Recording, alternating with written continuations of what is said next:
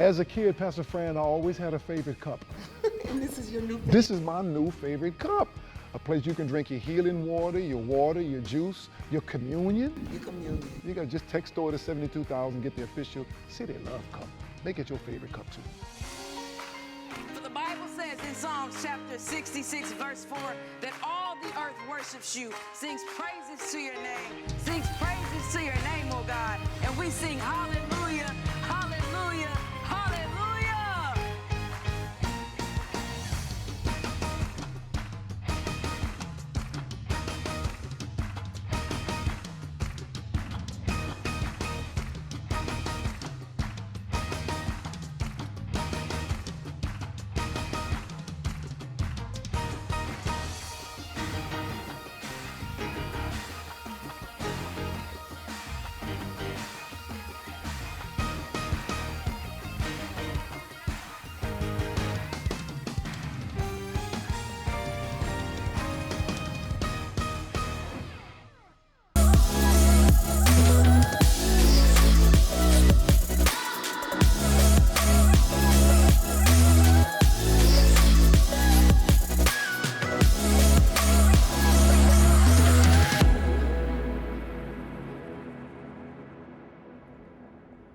Happy Wednesday, everybody. Welcome to the City of Love Midweek Experience. My name is Michaela Washington, or you may know me as Meg the Preacher, guys.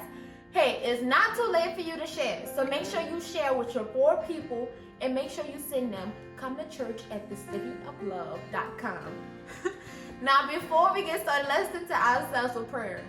Dear gracious Father, we thank you for this day, oh God. We thank you for the word that we are about to receive, oh God. Let this word minister to our souls and our hearts. In Jesus' name I pray, amen. This past week, Bishop and Pastor Fern brought us a life-changing word about anxiety with their special guest, Dr. Brian L. Turner. Take it away, Bishop and Pastor Fern. It's the Christmas season. Merry Christmas! Merry Christmas, happy holidays, everybody. This is the Wednesday before Christmas. Yeah. How did you feel as a child as you're getting closer to Christmas? Let me tell you something. You know, we've been talking about gaps in the series, Right. grief, anxiety, pressure, and stress. Right. As a child, the closer we got to Christmas, Right. the more anticipation or Anxiety. anxiety Right. would build up inside of me. Right. You know, so much so that I started sneaking a peek inside of the presents, Right. you know, until my mama started hiding them in the attic. Yeah. He's making a list. He's checking it twice. Here it is now. Going to find out if you've been naughty or nice. Oh my God. When you're nice, it simply means, you know what? I'm doing what my mama and daddy asked as a child. Now, you know one thing. The closer you got to Christmas, you were so good. Yeah. Oh yeah. Oh yeah. Oh yeah. Huh? Yeah. Because you didn't want to be on the naughty list. You wanted what you asked You for. wanted what you asked for. So you wanted to be in alignment with what your parents have set before you. Yeah. Today, Yeah. when it comes to our giving. Yeah. We don't want to be on the naughty list. We want to give God what he asked for. And he made Yeah. it so simple. Oh, he did. Huh? He did. He To room did. with tithe and treasure. Yeah, yeah. And Bishop, it's really important in this season because this is the season of giving. You know, where we're giving gifts to our loved ones and giving gifts to our friends. Right. You know, but we have to remember the importance of giving to the Lord. It You know? may be a good time to say, you know what, God, I am going to give you a gift. Yeah. It's your birthday season. Sure. What would it look like if I expected a gift on your birthday? It'll look selfish. Yeah. It's time for us to give. We're Yeah. not going to be selfish. No. We're going to bring our Teruma Tithe and Treasure right there on the screen. Yeah. You see many people putting up T, 28, $8, whatever they're giving, Yeah. they're putting on the screen. Why? Because we're sowing into the atmosphere. Absolutely. At the same time, we're sowing our seed today. Yeah. Christmas time is a time of giving. And you know, Yeah. if you sow a seed in the ground, it has got to come back. It has got to come back. It's going to come back bringing many presents. Many presents. Yeah, and many rewards. Yeah. many gifts. You know, I can remember a time in our lives when we were new in ministry, and we wanted the things that money could not buy. Yeah. And I remember, and you might recall this, we sowed a special seed Yes. during a particular season, and we asked the Lord to give us wisdom, to give us knowledge. Right. Because when the monetary things come, if you don't have wisdom and knowledge, then you're back in the same situation. Right, because we have some decisions we have to make. Yeah. And many of you have a decision you have to make. It may be a good time in this holiday season to say, you know what, God, I am going to give extra. Yeah. An extra seed, an extra sacrifice will always bring back a major extra reward. Yeah. And while you're giving, you'll get ready to receive in an incredible way. As we'll continue the series on gaps, we're talking to Dr. Brian Turner, psychology director, teacher extraordinaire. Brother beloved. Brother beloved. Get ready to bless us as we deal with these gaps: grief, anxiety, pressure, and stress. Take a look at this as we give.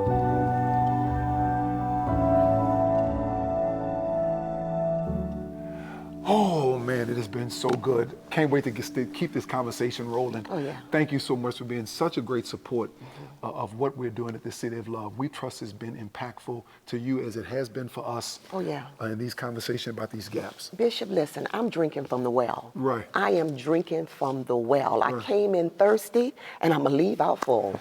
And the person who's serving up the water in the well is now our friend, Dr. Brian L. Turner, who is the Associate Professor of Xavier University Psychology, clinical psychologist, and also he's got some other things that we're going to talk about that's really going to help you to understand these gaps. Yeah. Grief, anxiety, pressure, and stress. A minute ago, you asked him a question about why is this, because all of this deals with your mentality, psychology at the end of the day. Yeah. And for a long time in the church, we've separated those two entities when really those two entities should really be together, because everything in the Bible is about how you think at the end of the day. I want to know, why is it, we as African Americans, why are we so afraid to seek psychologists?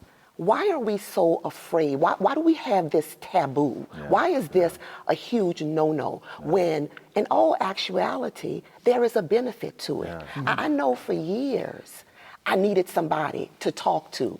You know, I knew for years that the conversation that I was having with myself needed somebody else to come in and intervene. But I didn't do anything until I got into a pressured situation. But why are we like that? So Bishop, I appreciate it, because the other segue, a role I do and employ at Xavier is the director of the African American Diaspora Studies program. And that is rooted in actually like a family practice of just knowing history and exploring culture and identity. And when we talk about what happens within the Black community, right? The Black church, the Black collective, so much of it is still in reaction to white supremacy and the history of race in America that we still struggle with today, right? And we have these texts and these experiences, so the Willie Lynch letter, which people debate if it's real or not, but the impact, right? We know that in New Orleans specifically, we always talk about colorism, light skin, dark skin, you know, uptown, Treme, right? We understand that, you know, we have these issues within our community. And so being in this role at Xavier, but also my own personal studies and work, you know, one of the things that we really have to think about is the fact that so much of the Black experience in America has been tainted by the inability of us to fulfill who we are. The inability of us to fulfill who we are. Right, to be in our whole Blackness, right? And even historically, we look at the fact that there's only one group of people in America that you can look at and tell who they should be, and that's Black people. Right. African Americans have been the only group historically, right?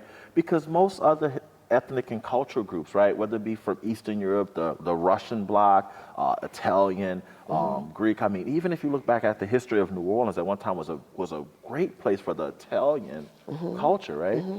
But over time, people are able to mold themselves into the Caucasian or the white race. The only people who couldn't do that were African Americans. And then when we play with Pazar Blanc in New Orleans and Hookah Pass were white, you know, we see that. So if society tells me that my blackness is a threat, I'm going to do everything I can to minimize that blackness. Right? I'm going to minimize my threat level. Right? Okay, and how do we do that? Well, I mean, what's been going on outside of the pandemic is what we've talked about with race relations and police brutality, right? So as an African-American man, as Dr. Turner, I am always still anxious when the police are behind me. Wow. No matter how legal I am. Wow. All my firearms are legal. Okay. Don't carry drugs. Okay. Don't Okay. do drugs. Okay. Yeah. This is a critical point. Right? This is a critical point. The reason we don't seek the help that we desire is because there's something in me that really feels like it's not going to help me anyway. And Bishop, I appreciate you asking that because think about it. What do we see happen when a black person goes behind that wall or goes behind those bars or goes into that space? How often do they come out? Exactly. Yeah. So if I'm going to go to this person and tell them that, you know, things ain't quite right. I'm not quite happy my life. Well, you know what? Let me go ahead and put you in here. Yeah. Okay. Or you're labeled. You're labeled. So then let me Yeah. ask you this question then. If that is the case then that is buried deep in my subconscious, then how important it is, since we talked about the initial awareness, how important is it for spiritual awareness for us to deal with our grief, anxiety, pressure, and stress? So I don't know about you, Bishop and Pastor Fran. I regularly reread Dr. King's letter from a Birmingham jail. Okay. I reread it because it was a call to clergy, first and foremost, but then it was a call to America to get back to the true spiritual guidance that even though America is not a country of one religious ideology, it is a country that's based upon a spiritual context. So we must call ourselves to that spiritual righteousness, that spiritual refreshing at times, right? That we have to look at our brothers and sisters as one before our Creator, right? But if I'm still afraid, because one of the things Dr. King also told us was the most segregated time in America is still Sunday morning. Sunday morning. Yeah, Sunday morning. So why we don't worship together if we worship in the same God, if we're praying for the same things? So if we think about it, right?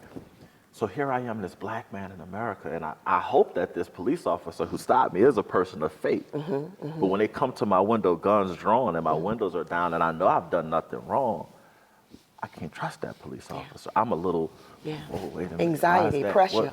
Why are you doing this to me, Yeah, right? yeah. And then, of course, if I know, because I'm 6'3", over 300 pounds, and I stand up and this police officer's only 5'9", and he looks up at me, and I can see him trying to ascertain what I'm gonna do, and I'm like, look, bro, I'm trying to just go get my daughter and go home. What do you need me to do? Yeah.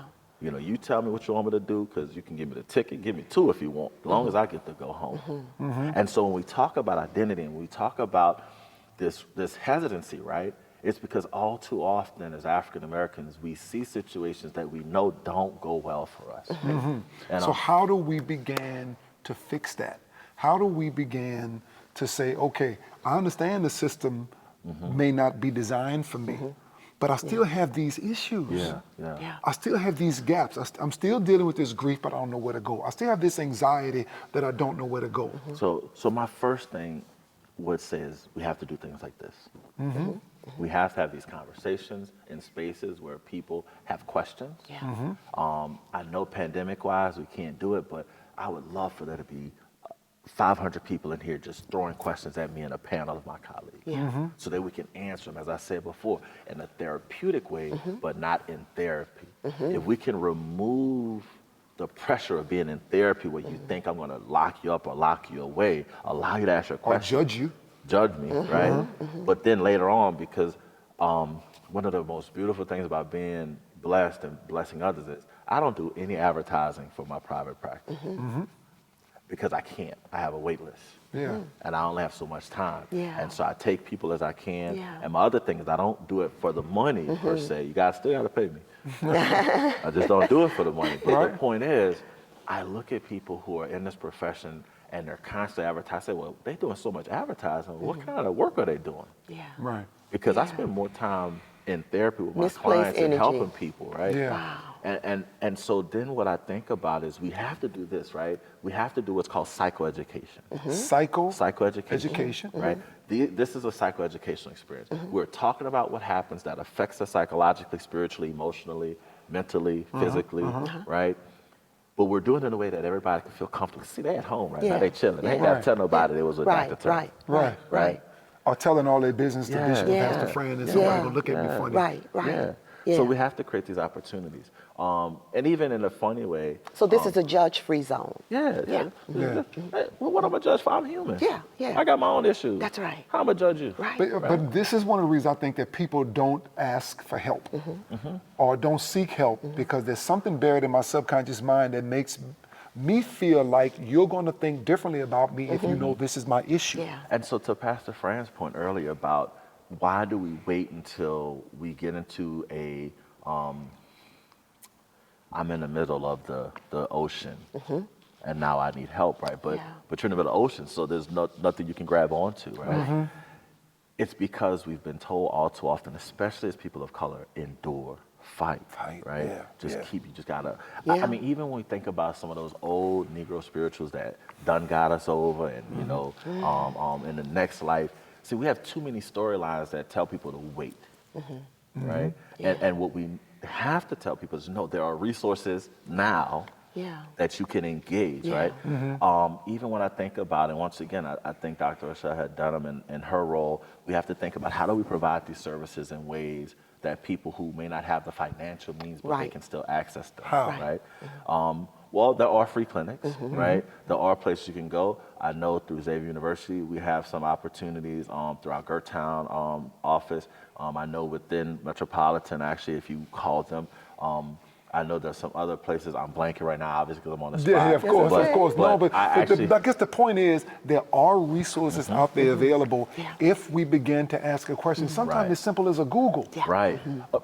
So we put our phones down, but Right. but the most engaging tool that we have right now is our phone. Yeah. Right. Right? Whether it be 5G, LTE, Wi-Fi, whatever, use it to reach and look out for these resources because they're there. One of the things I also think about, and this is my little plug, my little push, we also have to encourage our young people to seek careers in helping profession. Yeah. See, I think unfortunately a piece of what we're also dealing with is that we've also put so much pressure on our children, our young people, to be doctors and lawyers and be just money makers. Yeah. But we have to get back to where we have people who take care of the community, Yeah. Yeah. right? Yeah. Because what happens is, and if we're going to play statistics for a second, people keep thinking, I'm going to go out and make $100,000 the first year I got an undergrad. That's not going to happen. There's only a certain percentage of society who is in that 1% bracket that's making over $150,000. The average American only makes about $34,000 a year, $35,000 a year, right? Yeah.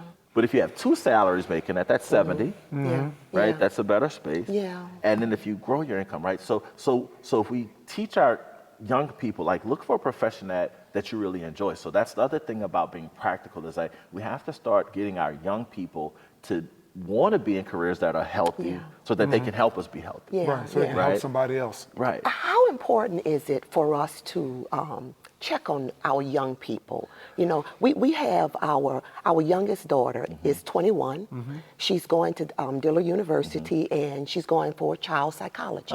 You know, and she has a desire to give back to the community. She wants to help the children, catch them before they get too far out. How important is it for us to make sure that Angel is okay? Yeah. You know, because she's always the one checking on her friends. You know, how important as parents, you know. So one of the things that I benefited so much in my career from mentorship. Okay. Right? And there's different kinds of mentorship. I think sometimes people think mentorship has to be a long time enduring older person that sticks with you forever. No, sometimes mentorship is just to get you through a phase. And so I may have met Angel because I do some work at Dillard, but oftentimes what I look at is, and I have to tell people times, so I work at Dillard too, I work at Graham, I work at Southern, I work at Xavier because there's not enough clinical psychologists that are African American to go around. So Angel can call me. Yeah. Right? She's looking for an internship. If she's looking Right. for Yeah. help, if she wants that guidance, right? Yeah. But any student can, right? But that's also what's given to me. So what I think about is the reality of we also have to create spaces for our young people to tap into.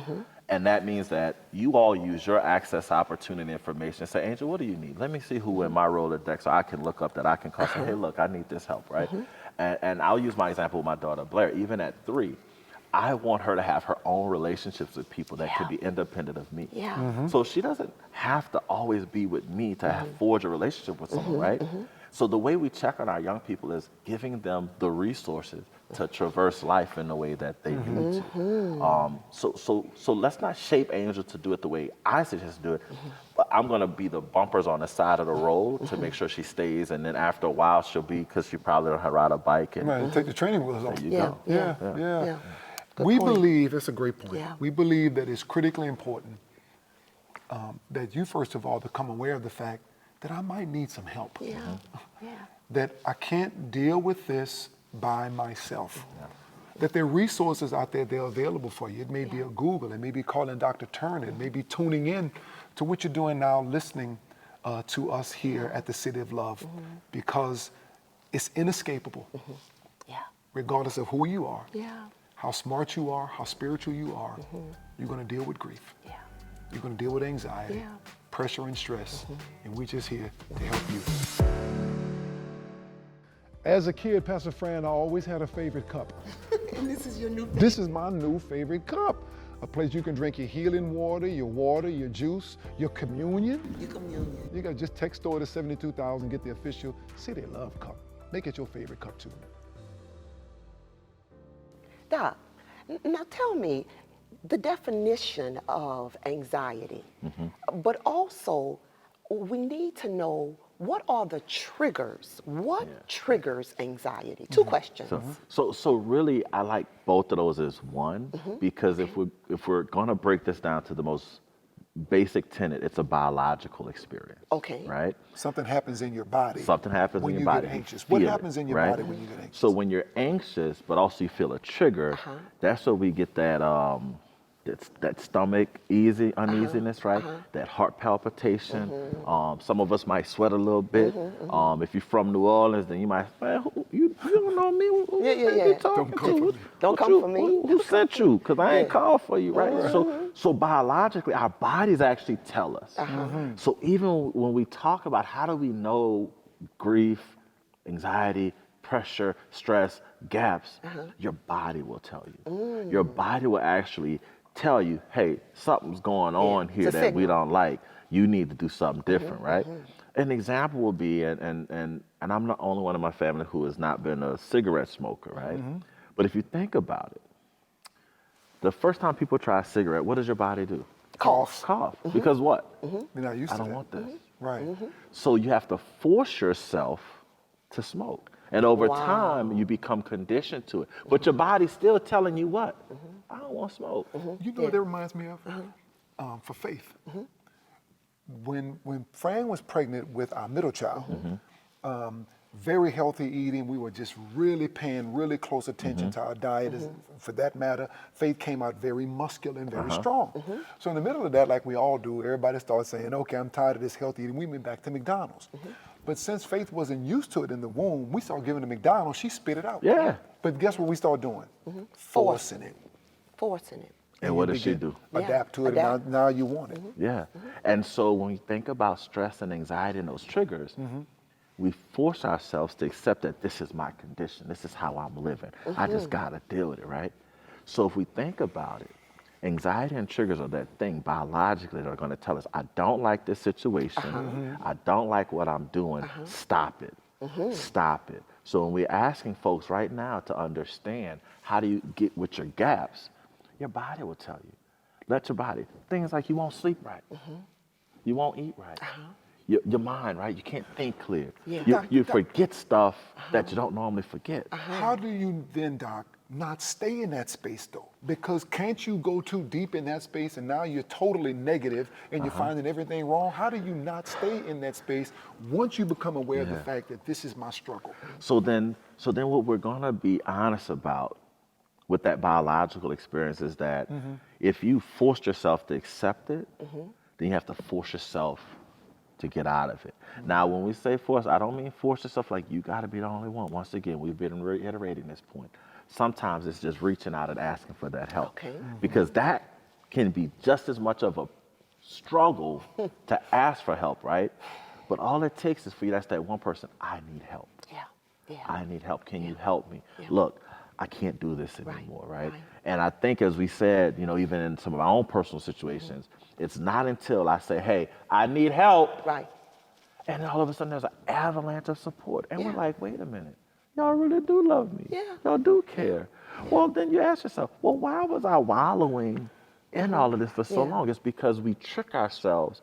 So that's then the part of nature versus nurture, Yeah. right? So biologically, my body's telling me, don't do this, I don't want this. But my learned experience is, no, force myself to do it. So we almost have to unlearn the same thing. And one of the most basic tenets of behavioral stuff, right, is actually if I can teach a person to undo a negative behavior. Yeah. So when we talk about faith, more than likely, what did she actually start to do probably as she got older with her own eating habits? Then she started going back to McDonald's. But herself, did she not start to reject it? Initially, she did reject it. Yeah. So how's she been doing as she's grown up, though? She became a healthier eater. Right, she did. Very conscious of her Because eating what? habits. Because she started to say, wait a minute, once she got older, I Yeah. ain't got to eat McDonald's. Yeah. I could choose Yeah. this I myself. think when she became more aware of herself, you know, What it was doing. So wait. Yeah. What you just asked? How do you get out of it? I When you become become what? more aware aware. of yourself. So consciousness raised. yeah. Wait a minute. Yeah. I can eat better. I don't have to Yeah. eat that. And I believe that's true for all of us. When we Oh, become more yeah. aware of ourselves, Yeah. we want the better version of There you ourselves. go. So like Bishop said, we're forcing ourselves to do things that are maybe not the best. When I become more in tune with what I really want, I'll ask for help. I'll Yeah. seek that information. And that's actually a point I would love to make to folks. Don't feel bad about the process that it takes you to get to where you want to be. Yeah. Everybody is different. Everybody walks a different path. I agree. So allow yourself to go through your process. I tell my clients this all the time, and this is something that I believe myself. It is always good to question yourself, but don't doubt yourself. It's always good to question Always yourself. good to question yourself. But don't doubt Don't yourself. doubt yourself. When you put a foot forward every day, that's great. But you should question where your feet going. I gotta walk this walk. So, did I make the right decision to purchase this car? Maybe not, but I know I needed a car. So I'm gonna buy one, but I gotta question the process. Always question yourself. Make sure you're making the right decision, but don't ever doubt yourself. What's the difference? Because I'm not sure if I'm. don't So if think I I'm- doubt myself, Let's go back to the car analogy. yeah. Okay. So if I doubt myself, I might not ever buy a car. And I'm catching a bus, but I'm constantly complaining. I can't get anywhere on time. I can't get what I need done. But this is anxiety That's too. anxiety because now I can't get where I need to go on time, and I'm stressed and I'm pressured and I'm Right. grieving because I didn't get what I need done. But if I buy a car, I can question it, right? So maybe I don't buy the car I want, right? Maybe I buy a little bit less expensive car. Maybe I buy a really expensive car. I can question. Say, okay, well maybe I miscalculated the payment. So let me go back and refinance this. That's a question. But the doubt will have you sitting. I shouldn't have bought the car. There you go. I shouldn't have bought this kind of Right, car. And right. now you're going into that drudgery. Right. Yeah. But I can, as long as I'm riding and trying to figure it out, because once again, as long as I'm fighting forward, Yeah, I can question what I'm doing. Yeah. I can question that I make the best decision because I have the ability to change it. And that's the other thing we have to think about. We have to prepare for that change. See, that's the last thing that I would tell anybody. You gotta prepare for the change you need to make. How do you do that? Well, you can't just decide today that I'm going to change. And You then gotta go change. through and then change. See, people talk about cold turkey. That's fine, and sometimes that works. Some people have that intestinal fortitude, that gumption. Maybe that works for some people. Yeah. Right. But the reality of it is, most of us have to have a stepwise progression Yeah. through change. Stepwise Stepwise progression. progression. Because there's some people that can just change. Yeah. That can- Yeah. That's a rarity, though. Yeah. That's a rarity. That's a rarity. Yeah. Yeah, that's But that's that other 1%, right? And statistically, we talk about the highest and the lows. There are the Mensas and the geniuses, but that's in that 1%, right? Yeah. The 145 IQ person. Yeah. There's only about 1% of those. Most of us fall within the 70, 75%. But the point being, all of us have to go through the process of change. Everybody's going to deal with one of those things at some time. Yeah. All of us hope that when it happens, we have the resources necessary to deal with it. If you get to that point that Pastor Fran was talking about where you can't, that's the point to reach out. Yeah. When you find yourself in a space where it's just not working, it's just not ticking, don't keep pushing. Don't keep forcing that circle peg into the square hole. Yeah. Reach out, call someone. Yeah. And you can start here. I'm going Yeah. to put you out there, but start here and Of say, okay, well, course. let me find out who I can put you in touch Sure. with, right? Right. Sure. But stop at that moment. Stop. Do not keep going on, because that's exactly why we're here. Because we see too many people who just keep pushing. Yeah. And I'll leave you with this analogy. Oftentimes at that point, people overdrive their headlights. Wow. If you think about it in life, your headlights can only reach so far. Right. If you start overdriving your headlights, then Yeah. what happens is you can't see what you're about to run up on. Yeah. Right. So stop overdriving your headlights. Stay within the means. And when you find that you can't see out there, stop the vehicle. Yeah. You Stop the said car. something so important Yeah. in overdriving your headlights, because especially those of us who have these go get it, grind personalities. If you're in the middle of the ocean and you can't swim, you know what's the best thing to do? Float. Just float. Lay out on your back, lay Yeah. out on your stomach. Chill. You can't tread water forever. Chill. And you know you can't swim the ocean. Right. Yeah. Sometimes when you're dealing with some of this grief, pressure, this anxiety, as Dr. Turner said, just stop and float. Yeah. Just stop and breathe and float. Okay? Help is on the way. Yeah. But you know that a person drowning will drown you? Absolutely. Yeah. Yeah. Yeah. Because they're afraid that they're drowning. Yeah. Yeah. So they're going to pull you down in their desire to live. And that's actually even a better point. We all still trying to live.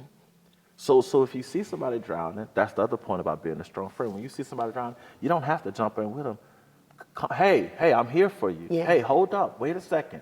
If you stop thrashing, I got something for you. I got Yeah. a rope. I got a stick. Yeah. Just wait a second, right? Right. Yeah. And I like to make this point because now we're playing with things I think about, right?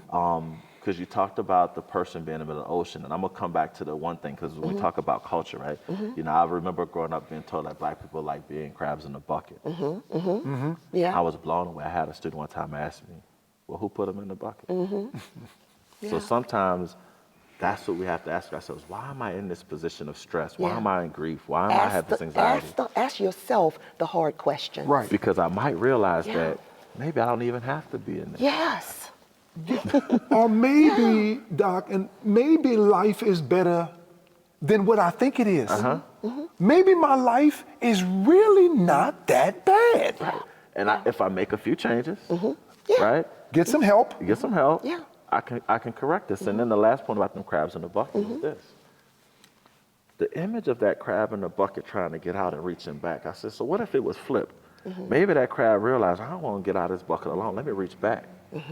And that's sometimes the stress that we deal with, is that while we're trying to get out of this situation, we keep trying to reach back. Sometimes you got to just get out the bucket yourself and then Yeah. go get some help and then come back and help others. Yeah, we're gonna Yeah. go get some other crabs. Yeah. I'm gonna be back. Yeah. Yeah, it's the Yeah. put the mask on yourself There you first go. if you're flying with a There you child. go. Yeah, I Right. was traveling. Pastor Fran mentioned this. I was traveling with my baby girl. She was a baby at the time, Faith. And Faith thought she wanted to be a rap artist. And I said, okay, I'm going to preach in Houston, Texas, Bound for Glory. Shout out to Pastor Mukes, Yeah. Lady Mukes, Lady T.